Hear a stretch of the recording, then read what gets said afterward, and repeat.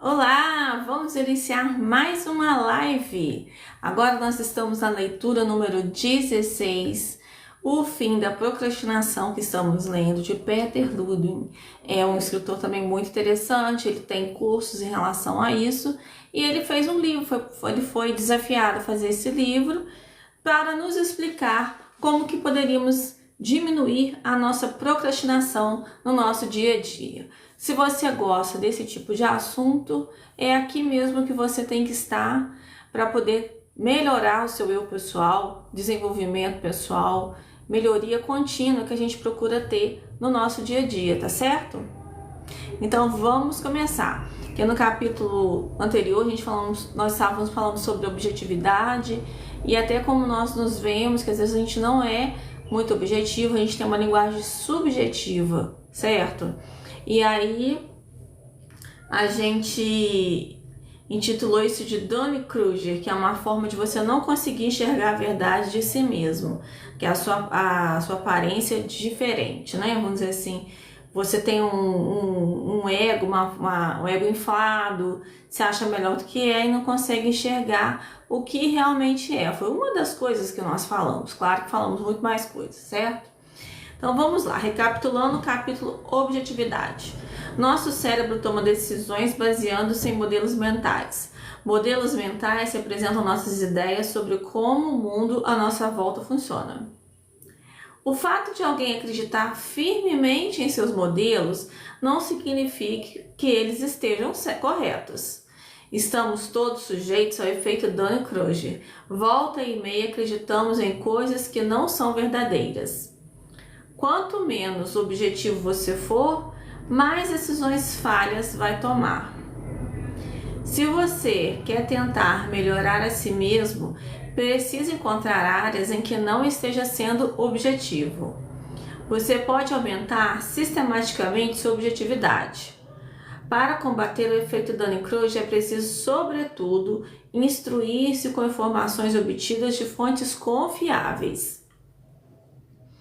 Outras formas de aumentar a sua objetividade incluem coletar diferentes tipos de feedback, desenvolver o seu pensamento criativo e questionar sua intuição e seus dogmas. A inobjetividade de um indivíduo tem o potencial de levar a uma forma bem perigosa de cegueira coletiva. A busca pela verdade é uma jornada sem fim. Ficarei contente no dia em que o efeito Dunning-Kruger for de conhecimento geral e discutido com frequência. Chamar alguém de burro não ajuda em nada. Seria mais útil apontar sua falta de objetividade dizendo: esse sujeito sofre de DK, que é Dunning-Kruger.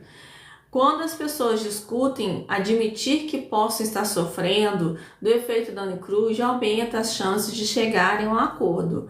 Se mais pessoas tentarem ser objetivas, haverá no mundo menos mal causado por percepções distorcidas. Em uma escala de 1 a 10, quanto você tenta tornar seus modelos mentais mais objetivos? Você tenta fugir da realidade ou tenta enxergar de uma forma diferente, querendo dar causas para certas situações que não são reais? Você consegue enxergar que você pode estar errado em certa situação e não só o outro, ou só que o outro esteja errado e você não, né? Ou então você talvez maximizar o seu próprio erro, ou achar que você não tem erro nenhum, tem as duas polaridades nessa situação. Então, às vezes a pessoa tem uma autoestima elevada, mas não necessariamente que ela esteja elevada, mas ela esteja errada, desproporcional ao que realmente é. Porque o que a gente viu no livro aqui são pessoas que muitas vezes têm algumas dificuldades em encarar a realidade e por isso elas veem aquilo ali como ela está sendo boa, igual às vezes a gente vê séries policiais de algumas pessoas que elas querem só aparecer, né?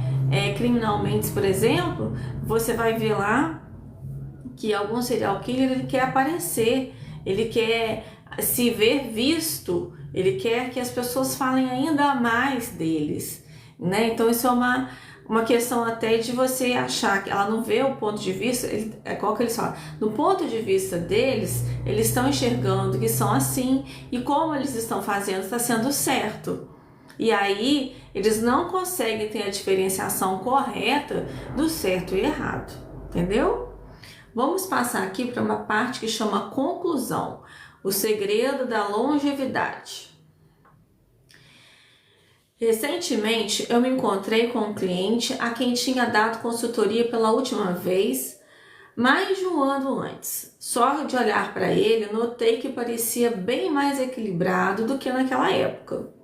Desde o nosso último encontro, ele se livrara de quase todos os seus maus hábitos e formara vários hábitos positivos. Ele me contou que estava vivendo um dos períodos mais felizes da sua vida.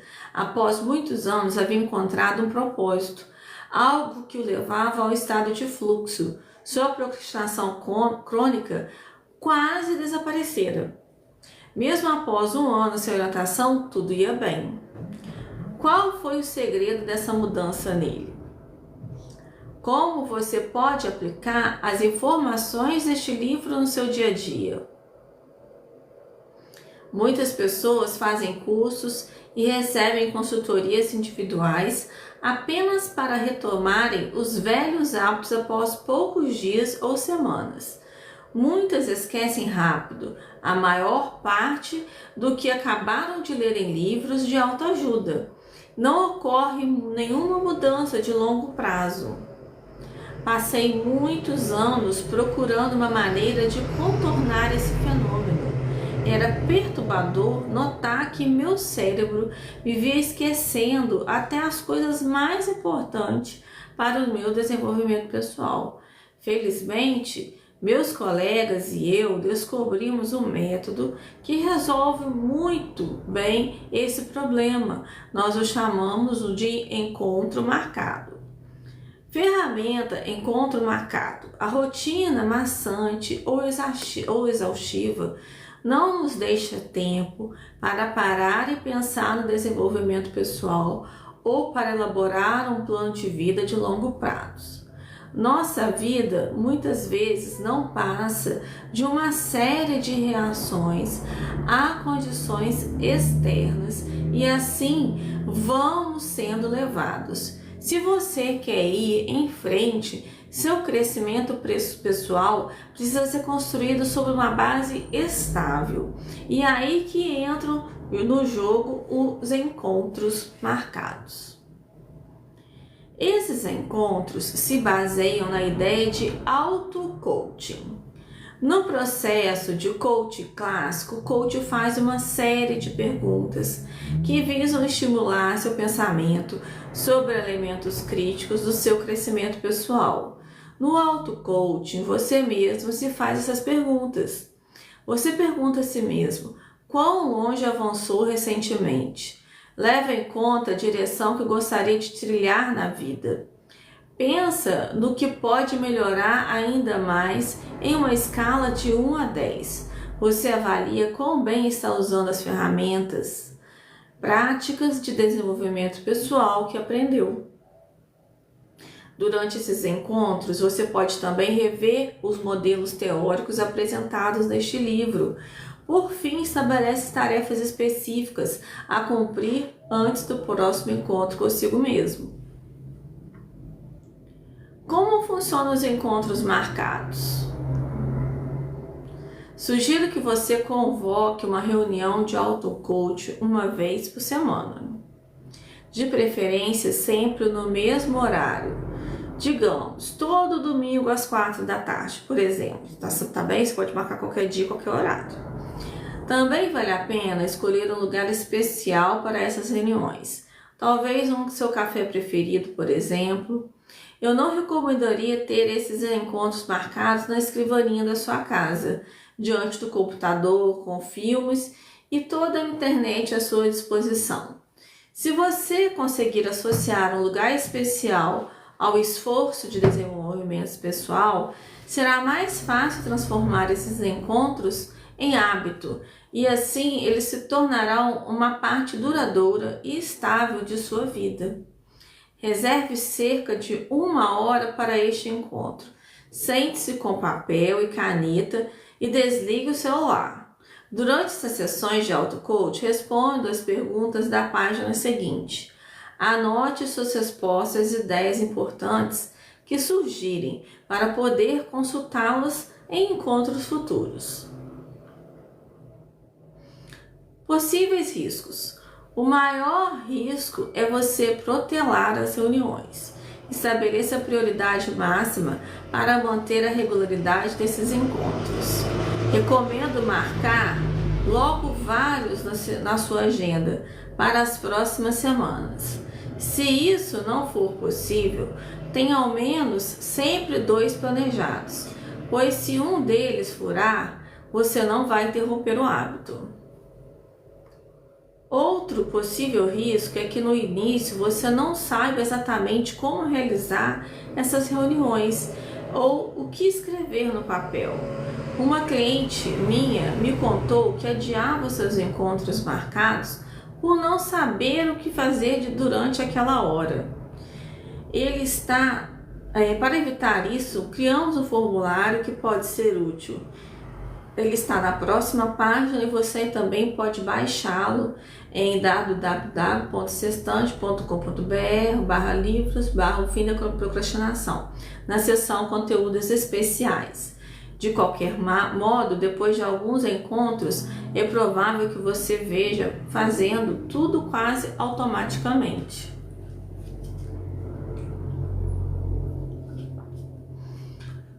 Quanto progredi desse último encontro marcado em que me saí bem? Não, desculpa, eu li errado. Quanto progredi desde o último encontro? É uma pergunta. Em que me saí bem? Deixa eu ver se eu imprimi aqui. Aqui. Aqui tá a pergunta, tá vendo? Lá no Sextante você vai achar isso. Até onde eu gostaria de progredir até o próximo encontro? Em qual aspecto do meu desenvolvimento pessoal quero me concentrar? Que é essa aqui, ó. A próxima aqui é: como tenho usado as ferramentas de 1 a 10? Visão pessoal, lista de hábitos, mapa do dia, heroísmo, lista da gratidão, chave interna, botão restart e encontro marcado. Então tem vários aqui escrito, né? Para você marcar o que você está fazendo. Lista de tarefas, cumprir até o próximo encontro. Então isso daqui, ele vai te dar um norte para que você mesmo consiga fazer isso. Mas se você não tem condições de você mesmo se cobrar, ou você não se acha capaz de cumprir uma tarefa com você não conseguindo fazer o que precisa ser feito, às vezes você tem um pouco mais de dificuldade de ter uma disciplina, eu sou coach e faço muito dessas perguntas e ajudo muitas pessoas com esse tipo de situação, tá joia? Aí é só me procurar, mandar no direct aí uma mensagem, tá bom? No meu perfil tem meu número, só o WhatsApp, não atendo ligações. São muitas ligações que a gente tem de spam, essas coisas, a gente nunca sabe quem que vai estar ligando, e aí é meio complicado. Vocês sabem disso, todo mundo passa por isso, né? O fim da procrastinação e seu novo começo, o propósito principal deste livro é ajudar você a entender como funciona a procrastinação. Apresentamos modelos teóricos e ferramentas práticas simples que podem ser um auxílio eficaz para alcançar a vitória definitiva nessa batalha. Derrotar a procrastinação exige heroísmo diário. Espero que este livro ajude você a encontrar um propósito maior na vida e a felicidade duradoura, além de desenvolver mais produtividade, mais eficácia e um nível maior de objetividade. Se este livro ajudar apenas uma fração daqueles que o leem, escrevê-lo já terá sido significativo para mim. Não é à toa que dizem que a repetição é a mãe da habilidade. Por isso recomendo que você continue consultando este livro depois de lido. Não precisa reler, basta folhear. As ilustrações vão lhe relembrar as ideias principais aqui contidas. Mesmo eu que apresento o conteúdo deste livro em vários workshops por semana há anos, ainda hoje me vejo descobrindo novas conexões. Acredito firmemente que você também terá sucesso em achar novas formas de aplicar bem essas informações.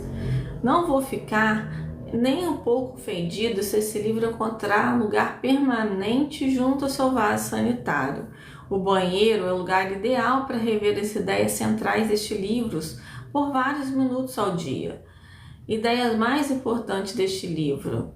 Para concluir, gostaria de lhe pedir um favor. Imagina que você tivesse que esquecer quase tudo que aprendeu neste livro. Só pudesse se lembrar de uma única coisa. O que seria? Anote aqui. Eu ficaria muito feliz se você a enviasse por e-mail para mim. Aí ele coloca o e-mail dele, né? petr@procrastination.com. Obrigado. Como disse certa vez o filósofo e psicólogo William James, o mais importante na vida é viver por algo mais do que apenas a própria vida. Espero que as informações deste livro sejam um auxílio em sua jornada. Agora é com você. Deixa eu ver o que ele tem aqui. Ele tem umas ferramentas, né? Que ele tá lembrando aqui, ó. Visão pessoal, lista de hábitos, mapa do dia, heroísmo, lista de gratidão, chave interna, botão restart, encontros marcados, métodos adicionais, análise SWOT pessoal, lista de realizações pessoais, análise de atividades motivadoras, versão beta da sua visão, análise do hamster. Aqui no final do livro ele coloca as notas, referências e aí colocou esse mini resumo, até assim bem colorido, né, para que a gente pudesse fazer uma revisão do livro, né. Então eu achei bem interessante os mapas, né, como é que vou dizer, o mapa do dia, porque você coloca ali do dia todas as coisas que você precisa fazer. E aí marca, acho que de vermelho, verde, agora eu esqueci a outra cor. E você vai marcando assim, o que é mais importante do que são prioridades, o que é urgente, o que não é. Eu achei isso interessante, embora eu não use no meu dia a dia, eu gosto de fazer uma lista. Não coloco essas cores, eu necessariamente. Mas eu sei as coisas que são importantes fazer, então eu deixo até como se fosse um bilhete para mim dessas coisas importantes que eu tenho que fazer sempre, né? E para eu não esquecer daquilo que eu tenho que fazer. Assim, como se fosse um lembrete da minha visão pessoal, porque acho que tudo começa nessa visão pessoal. O que você quer? Qual é o seu objetivo, né? E aí com isso, você sabendo disso, você tem esse campo de visão. Então é mais ou menos como se fosse isso, aquele lembrete grande de você não perder o seu foco, a sua visão do que você deseja. E também faço a lista das coisas que eu preciso fazer, porque querendo ou não, a gente tem muitas informações na cabeça. Se eu não anotar, eu não consigo lembrar de tudo. Então eu já sei o que é importante, o que não é. Eu boto uma estrelinha, boto um triângulo, vou botando assim, desse jeito. Mas é porque eu já me acostumei, eu já colocava isso antes de ler o livro. Então, como eu tenho esse hábito, para mim ficou difícil colocar as cores, entendeu? E aí eu já vou colocando, às vezes eu escrevo. E aí eu gosto de escrever muito dentro do celular, aí eu uso aquele aplicativo do It. Aí eu vou escrevendo várias coisas, aí depois que eu escrevo todas as coisas, aí eu coloco numa ordem cronológica o que eu preciso fazer. E aí eu sei assim que depois eu tenho que colocar assim quais são os importantes. Aí eu vou colocando que são importantes, mas que eu tenho que fazer. Mas aí eu coloco ordem cronológica, né? Não estou lembrando se é uma palavra melhor para distinguir, mas numa ordem de processos, né? Para que eu consiga fazer. E também, no final do livro, ele coloca também alguns esquemas de objetividade, também tem outras coisas aqui que quem quiser o livro em PDF, pode me chamar que eu aceito e de enviar, não tem problema, tá? Eu posso mandar por e-mail, posso mandar por WhatsApp, conforme você preferir, tá? Aí depois agora eu vou começar a ver, vou escolher aqui um livro para que a gente possa estar lendo, continuando a nossa vibe de leituras, que eu acho muito importante essa parte de a gente desenvolver o nosso eu, da gente melhorar um pouco o nosso eu. E os livros, eles são muito importantes para que a gente possa nos auxiliar, porque a gente só por nós mesmos é muito mais difícil a gente conseguir dar a volta por cima, a gente driblar as nossas dificuldades. E quando a gente começa a ler, a gente começa a identificar, porque aquela pessoa já fez pesquisas, ou ela já fez um estudo, ou ela já faz um curso com o Peter Lewin, ele já faz o curso, né?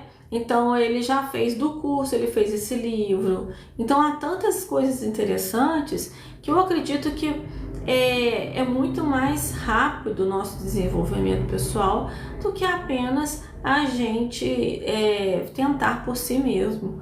O livro ele ajuda em demasia qualquer um, e além de melhorar o nosso vocabulário também, há tantas coisas que eu aprendi nesse livro.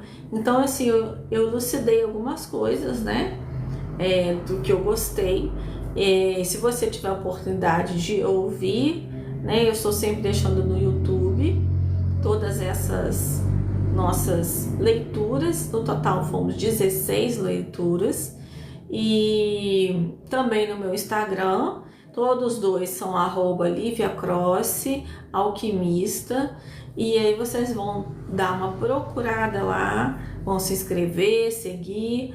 E amanhã, eu sempre deixo de um dia para o outro no YouTube, geralmente no Instagram não cabe tudo, então dentro de um dia para o outro vai estar no YouTube essa leitura que a gente terminou agora, tá bem? Olha, eu agradeço muitíssimo a todos, mesmo aquelas pessoas que eu sei que não estão presentes, mas que foram seguindo posteriormente e foi falando para mim. Eu me senti muito feliz em relação a isso. Como ele falou, se ele conseguir pelo menos um pouquinho de gente conseguir modificar um pouquinho com a leitura do livro, e eu que estou aqui lendo, me prestando esse papel, eu também fico muito feliz. A gente não pode só pensar igual eu tenho o meu trabalho, né?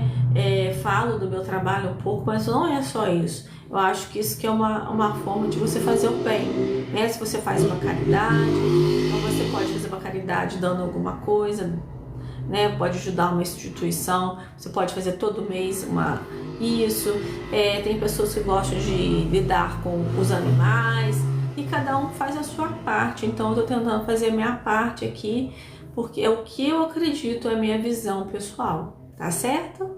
Então olha, tudo de bom para vocês e bom final de semana. Até a próxima!